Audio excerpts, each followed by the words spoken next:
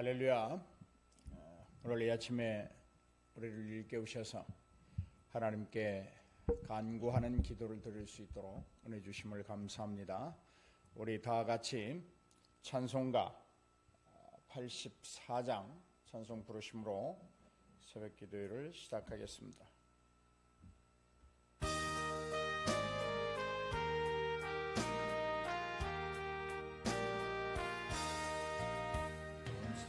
땅이 캄캄하여서 참빛이 없었더니 그 빛나는 영광 나타나 온 세상 빛이었네. 영광 영광의 주, 영광 영광의 주, 밝은 그 빛 내게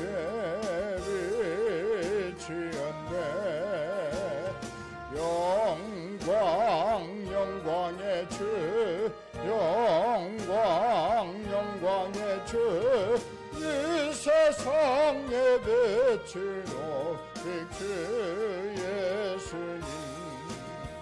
주 말씀을 믿는 사람은 그 마음이 시원하고 명령을 준행하는 자 그 길이 완하겠네. 영광 영광의 주, 영광 영광의 주, 밝은 그 빛 내게 비추었네.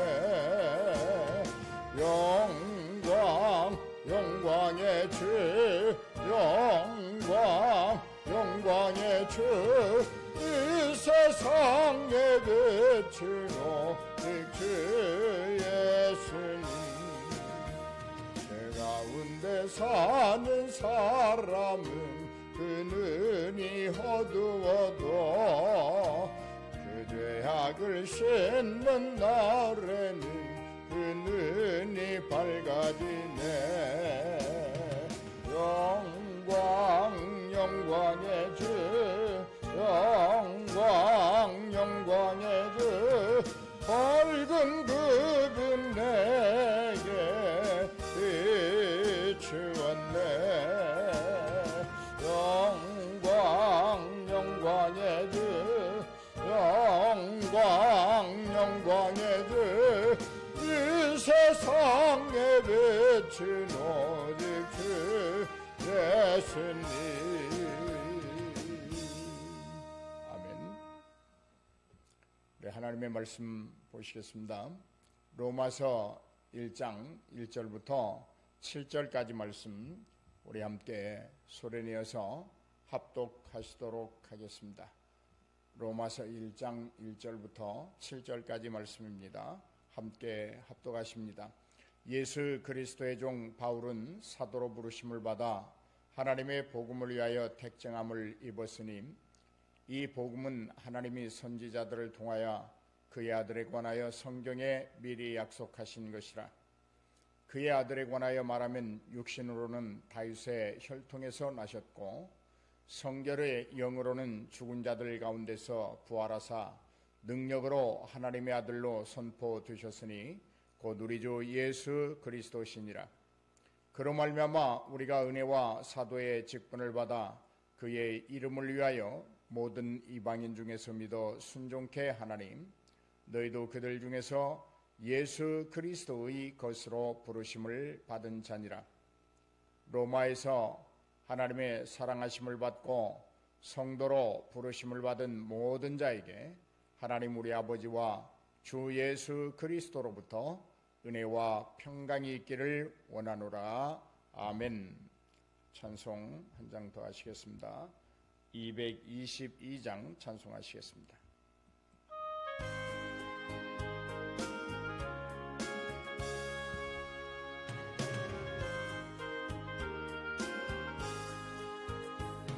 와라 즐거운 우리 집, 밝고도 거룩한 천국에 거룩한 백성들 거기서 영원히 영광에 살겠네.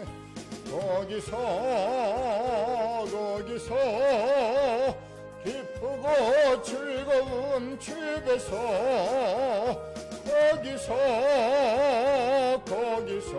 거기서 영원히 영광에 살겠네. 앞서간 우리의 친구들 광명한 그 집에 올라가 거룩한 주님의 보좌만 찬미로 영원히 즐기네. 거기서 기쁘고 즐거운 집에서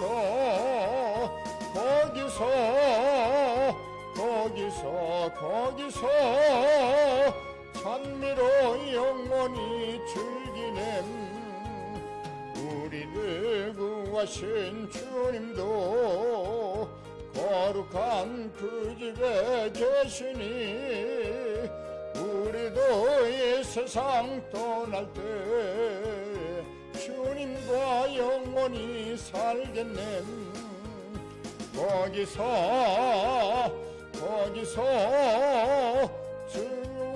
즐거운 집에서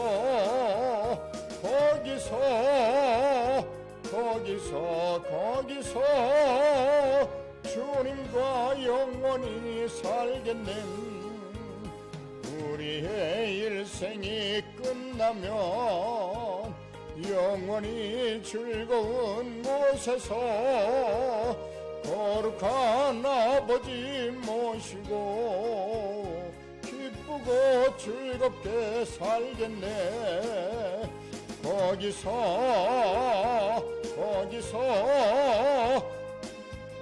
즐거운 집에서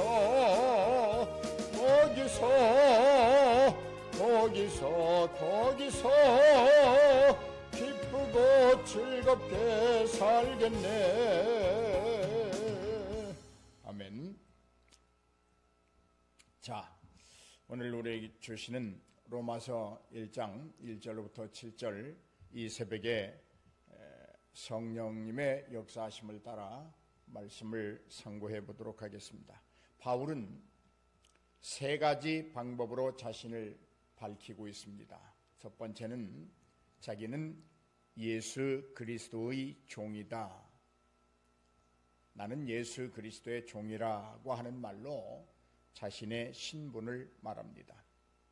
여러분, 일반적으로 종이라고 하는 말은 그렇게 단어가 썩 좋은 의미는 아닙니다.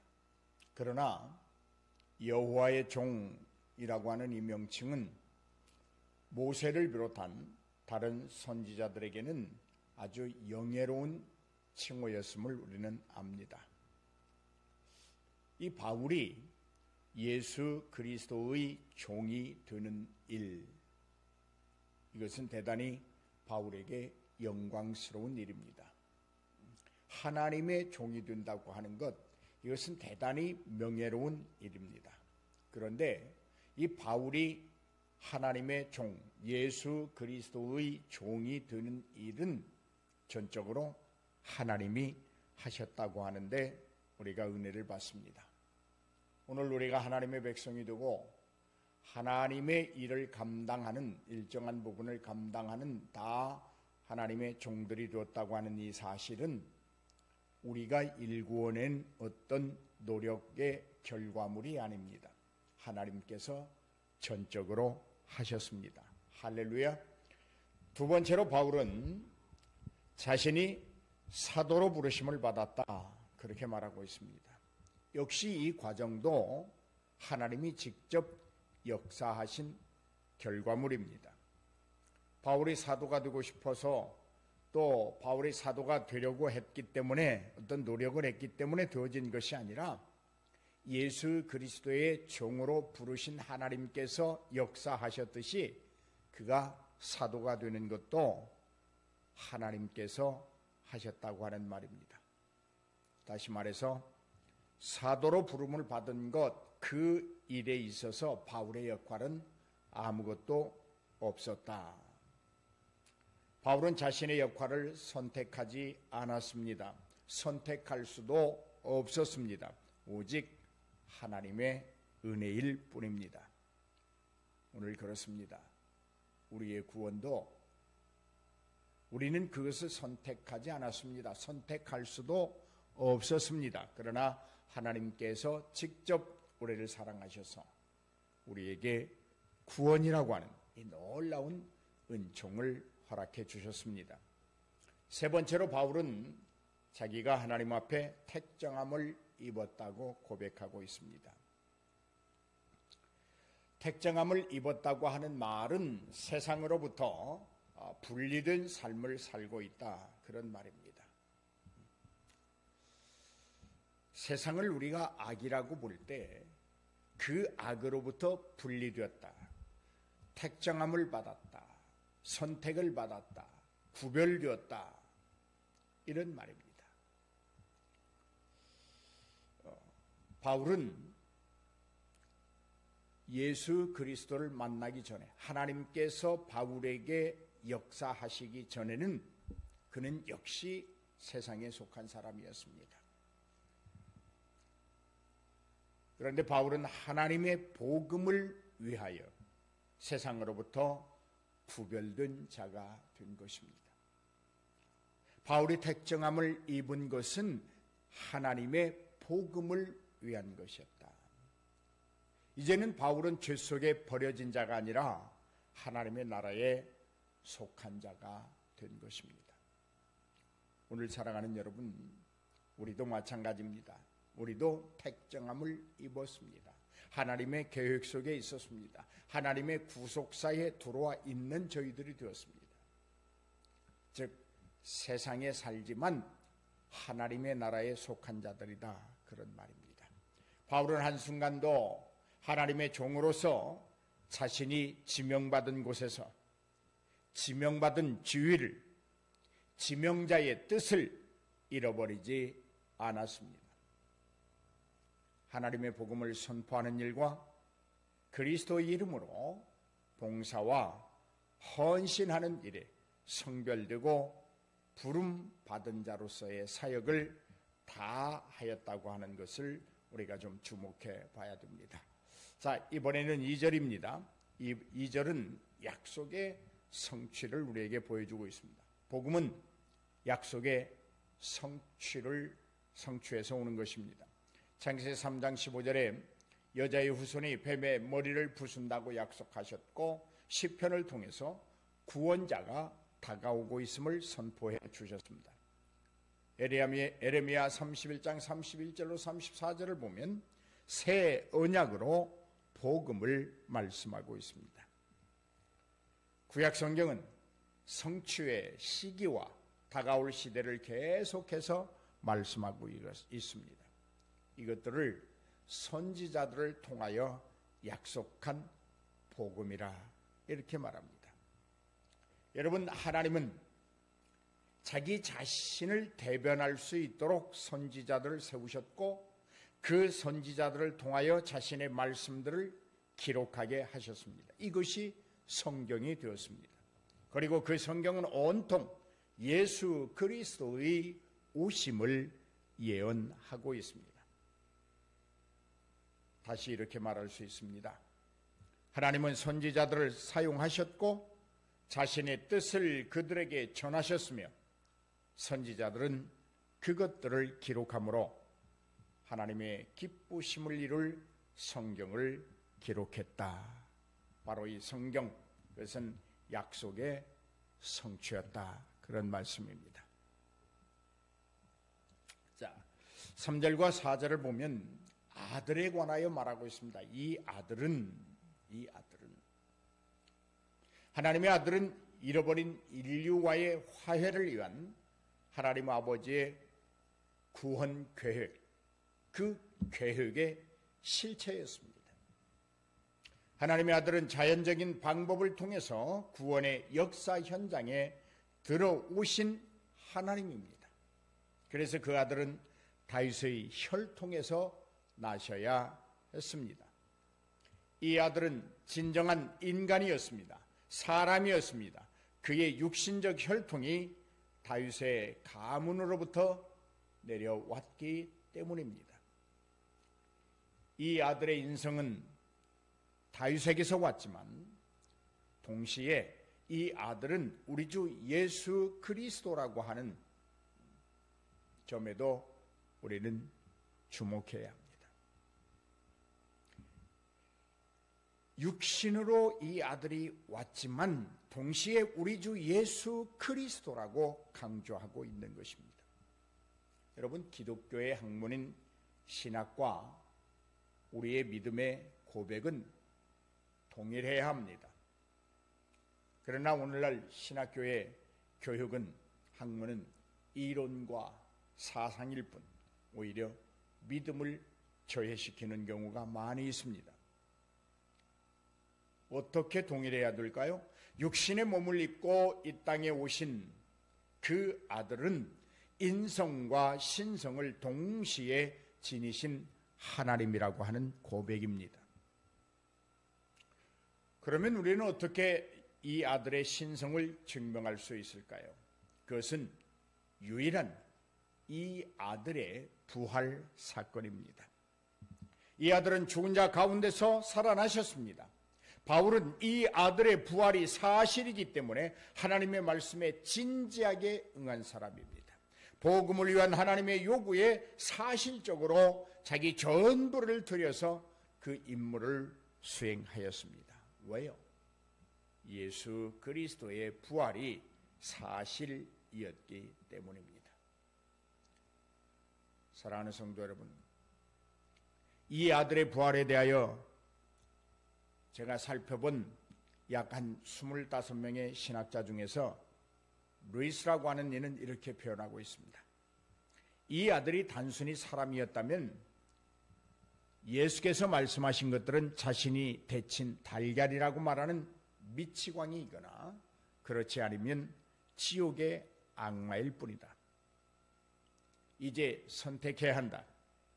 이 아들은 당신에게 있어 하나님의 아들인가 아니면 악마의 지팡이거나 더 나쁜 것에 불과한가라는 말입니다. 바로 예수님이 그냥 인성만을 가지신 사람으로 그쳤다고 하면 미치광이가 됐을 것이다, 그런 말입니다. 그러나 예수 그리스도는 죽음에서 부활하여 당신이 스스로 하나님의 아들임을 선포하셨습니다.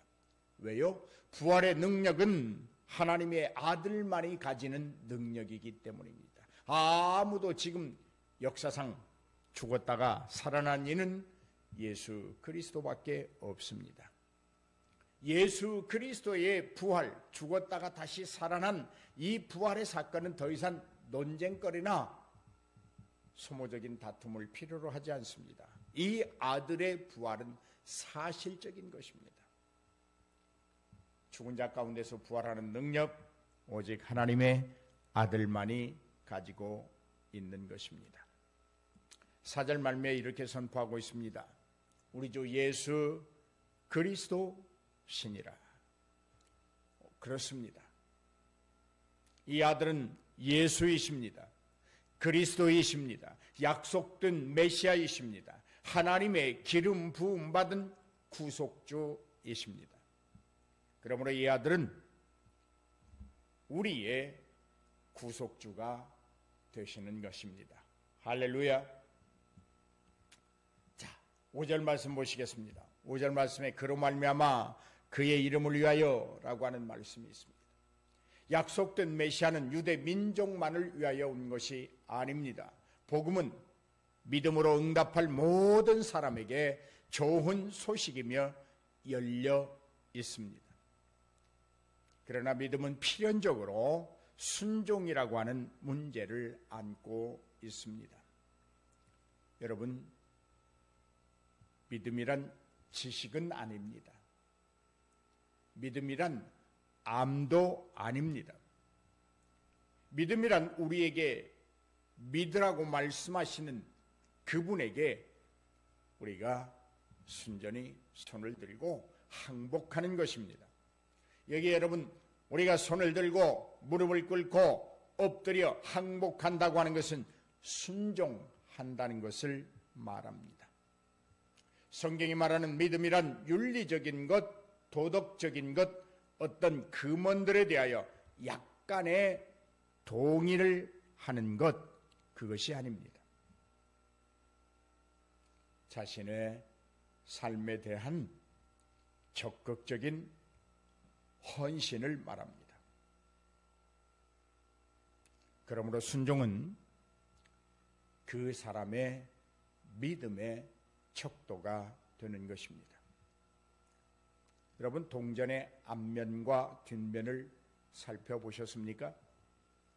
믿음은 동전과 같아서 믿음이라는 앞면과 순종이라고 하는 뒷면으로 이루어져 있습니다. 결코 떼어내 분리될 수 없습니다. 믿음과 순종이 분리되는 순간 가치를 잃어버리게 됩니다. 그건 믿음도 아니고 순종도 아닌 것입니다. 믿음과 순종이 분리되는 순간 자기 자신의 의지와 생각이 나타날 뿐입니다. 여러분, 모든 나라의 모든 사람들이 예수 그리스도를 고백하고 그 믿음이 나온 순종으로 다시금 그들의 믿음을 나타낼 때 예수 그리스도의 이름은 영광을 얻게 되는 것입니다. 여러분, 다시 말씀드립니다. 우리가 믿음이라고 하는 것은 반드시 순종이라고 하는 것과 함께하고 있다고 하는 사실입니다. 자, 6절 말씀입니다. 예수 그리스도의 것으로, 예수 그리스도의 것으로. 바울은 자신과 함께 있는 로마에 있는 성도들도 부름을 받은 자라고 말하고 있습니다. 어디로 부름받았습니까? 그 소속은 예수 그리스도입니다. 아무에게나 부름받지 않았습니다. 예수 그리스도에게로 부름받았습니다. 그 부름은 하나님의 초대입니다. 그러나 그 단순한 초대보다도 더 강력한 힘을 가지고 있습니다. 그것은 바로 하나님 자신이라고 하는 말입니다. 하나님이 부르셨습니다. 오늘 저와 여러분을 하나님이 부르셨습니다. 하나님 자신을 위하여 불러냈습니다. 그것은 바로 이 아들에 관한 복음을 위하여 불러냈습니다. 이제 부름을 받은 자들은 예수 그리스도의 것으로 자신의 모든 것을 버려야 합니다. 그리스도인은 그리스도에 속한다. 이 말은 단순하지만 가벼운 말은 아닙니다. 이 말은 하나님이 필요하신 대로 우리를 사용할 수 있도록 적절하게 하나님이 쓰시고자 원할 때, 하나님이 사용하고자 원할 때 우리 자신을 그리스도의 그 사용하는 처분에 맡기는 것, 이것이 예수 그리스도의 것이 된 우리입니다. 하나님으로부터 예수 그리스도의 것으로 부름을 받은 자들은 자신의 삶의 주인이 예수 그리스도라고 하는 사실을 깊이 인식하고 아무런 조건 없이 자기 자신의 주인이 예수 그리스도가 되도록 허락하는 줄로 믿습니다. 그리고 그 그리스도를 구세주로 받아들입니다. 오늘 사랑하는 여러분, 우리는 예수 그리스도의 것입니다. 우리가 이 세상 살아가면서 누구의 것이 되었느냐? 우리는 예수 그리스도의 것입니다. 할렐루야. 자, 마지막 7절입니다. 부르심을 입은 모든 자에게 있기를 원하노라. 바울이 그렇게 말합니다.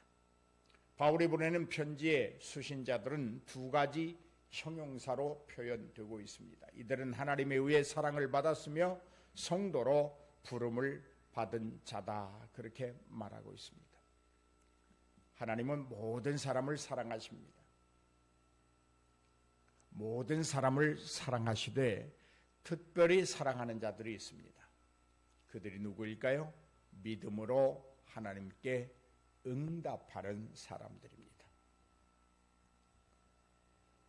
하나님은 특별히 사랑하는 사람들이 있습니다. 그것은 하나님의 사랑을 입은 자들이요, 하나님의 사랑을 경험하는 자들이요, 그 안에서 반드시 새 사람이 되어가는 사람들입니다. 그리스도 안에서 새로운 창조물이 되어지는 사람들입니다. 왜냐하면 하나님의 사랑은 그 사람으로 하여금 그리스도를 경험하게 하기 때문입니다. 그래서 하나님은 특별히 사랑하는 사람이 있습니다. 하나님의 부르심의 궁극적인 목적이 무엇일까? 그것은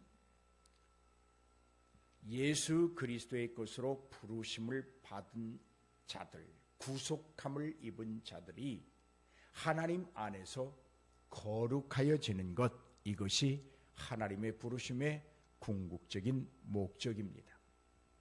그러므로 7절에 부르심을 입은 모든 자에게 있기를 원하는 것, 바로 하나님의 부르심의 궁극적인 목적이 요청하는 것, 거룩입니다. 그렇습니다. 우리는 평범한 자들이 아니라 성도입니다. 거룩한 하나님의 백성이라는 말입니다. 거룩한 하나님의 백성으로 세상으로부터 분리시켜서 하나님 나라의 백성으로 삼아 주셨습니다.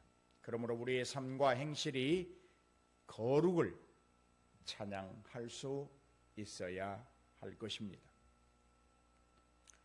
성도들에게 있기를 원하는 것은 은혜와 평강이다, 그렇게 말합니다.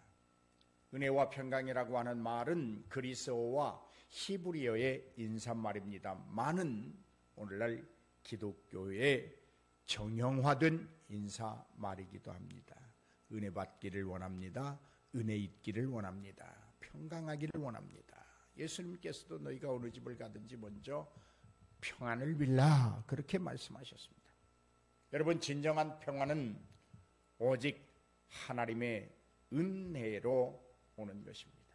하나님의 은혜의 결과가 가지고 오는 것이 진정한 평화입니다. 그러므로 예수 그리스도의 것으로 부르심을 입은 자들이 누릴 수 있는 평안은 특별한 것입니다.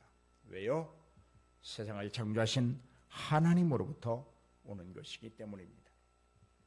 그런가 하면 은혜는 우리가 하나님으로부터 받는 것이고, 평안은 우리를 위하여 하나님이 역사하시는 활동의 결과인 것입니다. 은혜도 하나님으로부터 우리가 받고, 우리가 누릴 수 있는 그 평화도 하나님이 우리를 위하여 역사하시는 그 활동의 영역 속에 있다고 하는 말입니다. 분명한 것은 은혜와 평강은 하나님 우리 아버지와 주 예수 그리스도로부터 온다고 하는 사실입니다. 사랑하는 여러분, 말씀을 결론으로 맺겠습니다. 우리는 부름을 받았습니다. 우리는 택정함을 입었습니다. 분명한 것은 세상으로부터 분리된 자들입니다. 세상으로부터, 죄악의 세상으로부터 선택이라고 하는 은총을 통하여, 수단을 통하여 우리는 반드시 구별된 자들입니다. 이제 세상에 살지만 하나님 나라를 경험하고 있는 자들입니다. 오늘 우리는 예수 그리스도의 것으로 부름을 받았습니다. 오늘 여러분 하루를 사시면서 누구의 것이라고 자랑하시겠습니까? 나는 내 것이야 라고 생각한다면 거기엔 예수의 생각이나 하나님의 마음이 함께하는 삶을 살 수 없습니다. 나는 예수 그리스도의 것이야. 이 말이 어찌 이 아침에 우리에게 행복한 말인지요. 여러분, 우리는 예수 그리스도의 것입니다. 오늘 부르심을 입은 저와 여러분에게 있어야 할 것이 있습니다. 은혜와 평강입니다. 할렐루야. 은혜도 하나님으로부터 받고 평강도 하나님의 활동하시는 그 역사 속에서 충분히 누리는 주 예수 그리스도로부터 은혜와 평강이 저와 여러분에게 임하기를 주 예수 그리스도의 이름으로 축복합니다.